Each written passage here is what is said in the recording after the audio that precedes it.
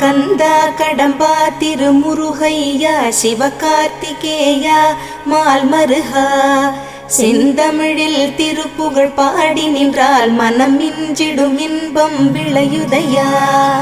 சிரகிரி வேலவனை காண்கையிலே விழிவோரம் கண்ணீர் பெருகிடுமே.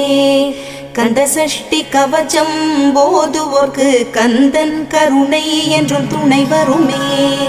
பங்குனி உத்திர நாளினிலே உனை நினைந்தே காவடி சுமந்து வந்தோம்.